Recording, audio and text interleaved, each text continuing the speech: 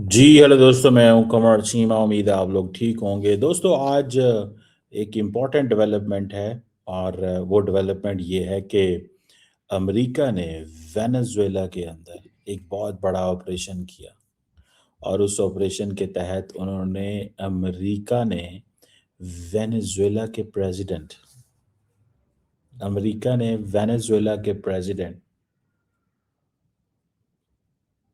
को वेनेजुएला की president house से उठा लिया और उसको लेके अमेरिका पहुंच गए या कि रास्ते में है।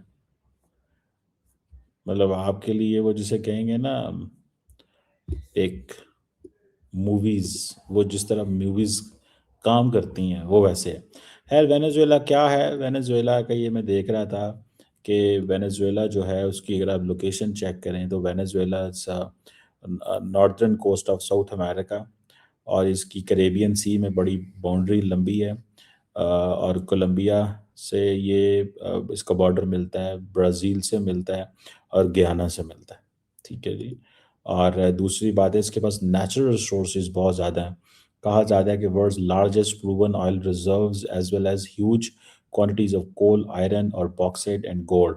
The biggest oil fields are in, एक इलाका है इनका Maracaibo in the north west end और इनको बेल्ट। ये दो इलाके हैं। मैं इसका मैं आपको सारी बैकग्राउंड बताता हूँ कि बेसिकली हुआ क्या है। और ये वो भाई साहब हैं, और जो जो पावर में थे सिंस 2013। मैं आपको बताता चलूँ कि इससे पहले जो लोग बंदे पावर में थे वो थे हुगो चावेज। वो सन 2001-2 से वो थे और फिर ये को 25 साल से ये लोग थे। बेसिकली चक्कर क्या है? चक्कर ये है कि वेनेजुएला के अंदर जो ऑयल नेशनलाइजेशन हो गई थी, यानी कि सारे रिसोर्सेज जो हैं वो आ गए थे इनके पास, जो सेंट्रल गवर्नमेंट के पास। और ये जो नेशनलाइजेशन ऑफ ऑयल है, इसकी वजह से बहुत सारी चीज़ें वहाँ पे हो रही थी। अमरीकी बहुत देर से कह रहे थे, आज मैं देख रहा था, उन्होंने कहा जी कि ये नार्को टेररिस्ट ऑर्गेनाइजेशन के साथ ये ऑपरेट करते थे। उसका नाम डेसलॉस द लॉस सोलस था। ऑब्वियसली ऑब्वियसली इसका कोई और नाम होगा इन टर्म्स ऑफ उसमें, इनके जो लोकल लैंग्वेज में। लेकिन फिर भी इन्होंने जो कहा है वो बड़ी इंटरेस्टिंग बात है। आप इस चीज़ से थोड़ा-सा अंडरस्टैंड करें कि मतलब इट्स सो डेंजरस नाउ। ज़िंदगी कितनी, मतलब ट्रम्प ने तो खीर कर दी। मतलब पावर हो तो ऐसे हो। लोग कहते हैं जी there is a multipolar world order. कोई मल्टीपोलर वर्ल्ड नहीं है, this is a unipolar world order भाई। ठीक है जी। President Xi and president Putin कहाँ पे हैं? कौन बचा सकता है? मदुरो को आपको पता है कौन मिल रहा था पहले? सबसे पहले कौन मिल रहा था? एज़ मदुरो वाज़ कैप्चर्ड, उसको उसको तो ना वो ले गए, चाइनीज़ मिल रहे थे। तो Chinese couldn't protect him. Chinese तो उसको प्रोटेक्ट नहीं कर पाए ना, कि प्रोटेक्ट कर दिया उन्होंने, करवा दिया है। एक सवाल बनता है ना, क्या चाइनीज़ को ने उनको प्रोटेक्ट कर लिया?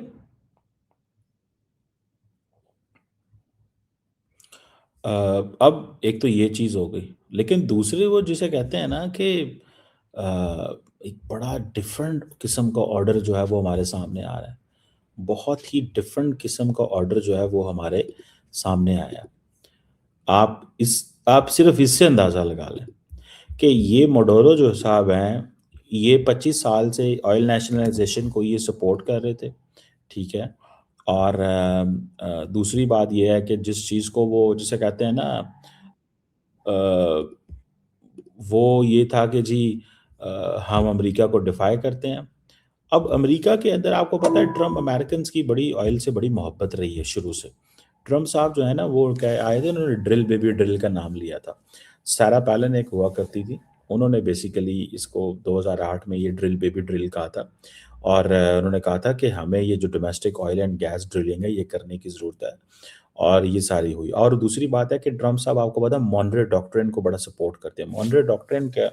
कि we need to take care of our own region. ये जो अमेरिकाज़ है इसको देखना है, अमेरिकाज़ को देखना है, वो ये कहते थे।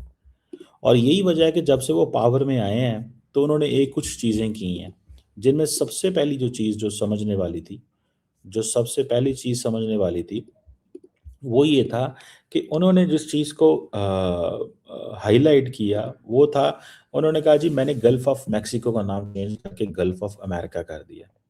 फिर उन्होंने कहा जी कनाडा हमारे साथ है, फिर उन्होंने कहा ग्रीनलैंड हमारा है, फिर उन्होंने कहा जी कि ये जो मेक अमेरिका ग्रेट अगेन करना है हमने, ठीक है?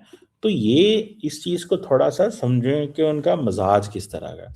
तो उनके मज़ाज में ये जो चीज़ है, वो ये है कि भई हमें हर कीमत के अंदर ये चीज़ें कुछ जो हैं वो we have to a, take care of all these things. हमें इन चीज़ों को थोड़ा-सा वो टेक केयर करने की ज़रूरत है।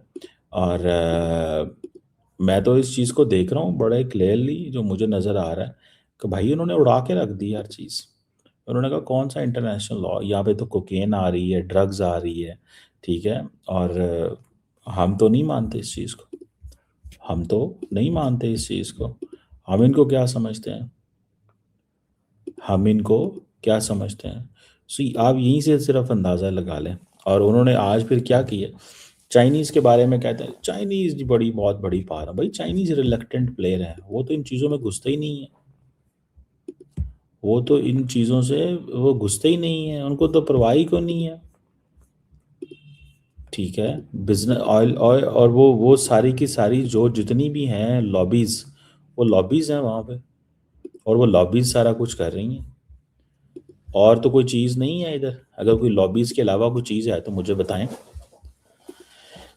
तो ट्रम्प साहब जो हैं वो इस चीज़ को देख रहे हैं, उनको इस चीज़ की समझ है कि क्या जो है वो हो रहा है, कैसे हो रहा है, और कैसे आइंदा चीज़ें होंगी। और उन्होंने, मैं समझता हूँ अमेरिकन हिस्ट्री के अंदर ये बहुत बड़ा ऑपरेशन हुआ है। सच्ची बात तो ये है। अमेरिकन हिस्ट्री के अंदर आज तक ये नहीं हुआ जो पहले, मतलब अगर आप सही मानों में देखा जाए तो। अमेरिकन हिस्ट्री में आपने ये चीज़ नहीं की होगी कभी, ना आपने कभी ये सुना होगा इस तरह की चीज़ को। अमेरिका में ऐसे नहीं हुआ कि आप ने कोई इस तरह का वो जिसे कहते हैं ना, एक एक एक वो बना हो, ठीक है? मुझे तो नॉर्मली आप वो देखेंगे कि आपको, कि आप एक बंदा अपने घर में बैठा हुआ उस वो गए हैं और वहाँ पे जाके उन्होंने सारी की हर चीज़ को हला के रख दिया। उन्होंने सारी की सारी हुकूमत का तख्ता ही मतलब उड़ा के ले, उसको गिरफ्तार करके ले आए हैं यार। मैं समझता हूँ आज तक अमरीकी तारीख में ऐसा कोई ऑपरेशन हुआ ही नहीं है। और किसकी जुर्रत है कि वो बोले? किसकी जुर्रत है कि वो बोले? सवाल बनता है ना। किसकी जुर्रत है कि वो बोले? मैं तो सिर्फ इतना जानना चाहता हूँ। कोई है जो बोले यहाँ पे? कोई है जो बात करे यहाँ पे?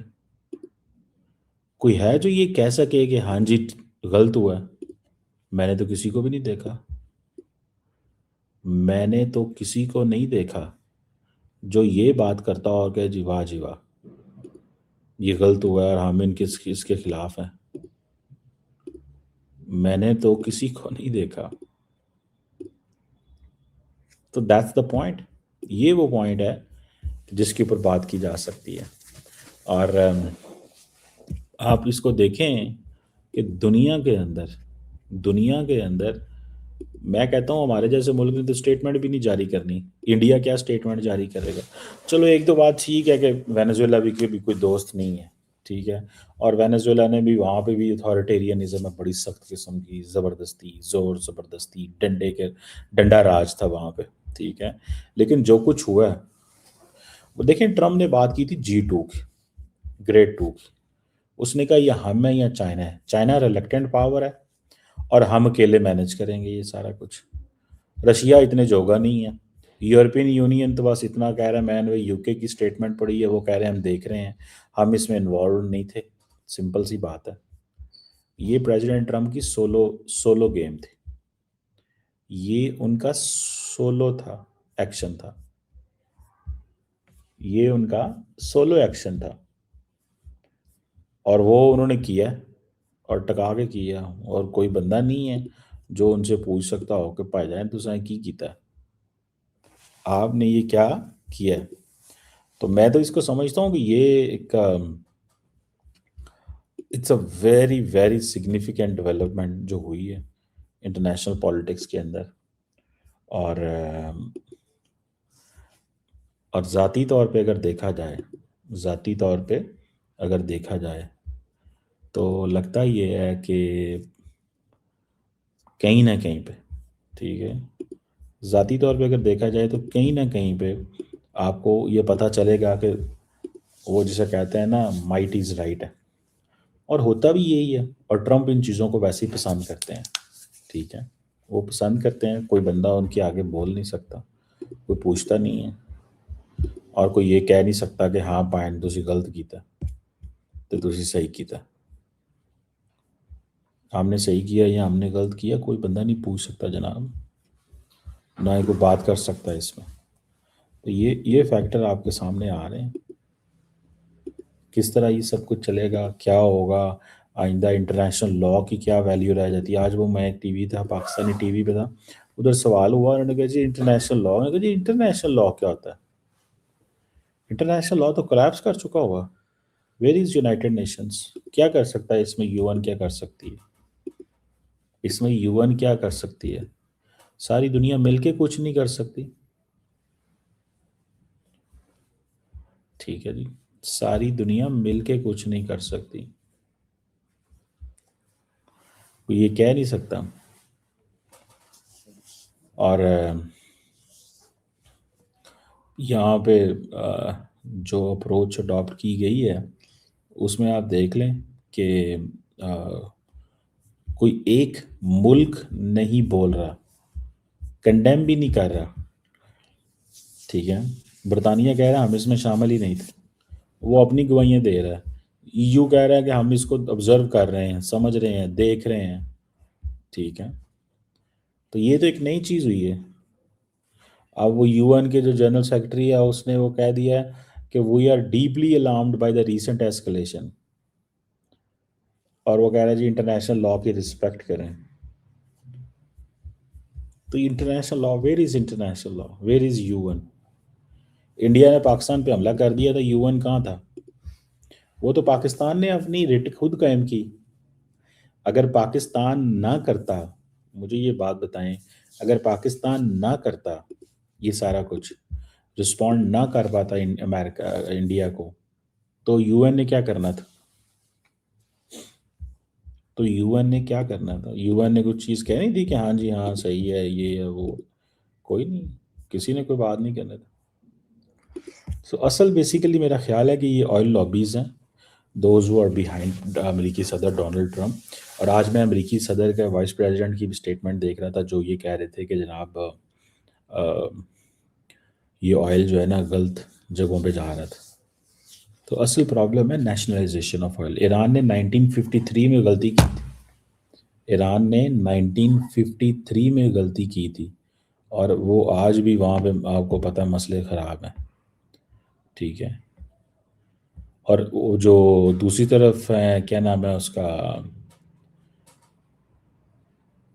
ठीक है जी, अब मदोरो को पकड़ा गया, सद्दाम हुसैन पनामा के एक बस प्राइम मिनिस्टर थे, I think head of state थे, उनको 1990 में उतारा। तो इसी तरह फिलीपाइंस के एक थे, उनको 1901 में उतार दिया था इन्होंने। तो they have a lot of, इनकी भाई बड़ी, कौन हु कैन आस्क देम, इनको कौन पूछ सकता है और कौन इनसे बात कर सकता है और ये कह सकता है कि पायन तुसी जो है ना ये गलत किया आपने। और मेरा ख्याल है मदोरो की गलती भी है कि भाई तुम जो है सारा टाइम अमेरिका की फिफ्डम में रह रहे हो, अमेरिका के बैकयार्ड में रह रहे हो, और तुम अमेरिका को ही आंखें निकाल रहे हो, और तुम्हारा वो सारा प्रोसेस भी ख़राब है। तो आपने वो चीज़ें नहीं करनी होती, ठीक है ना, वो चीज़ें नहीं करनी होती जो आप कर रहे हो।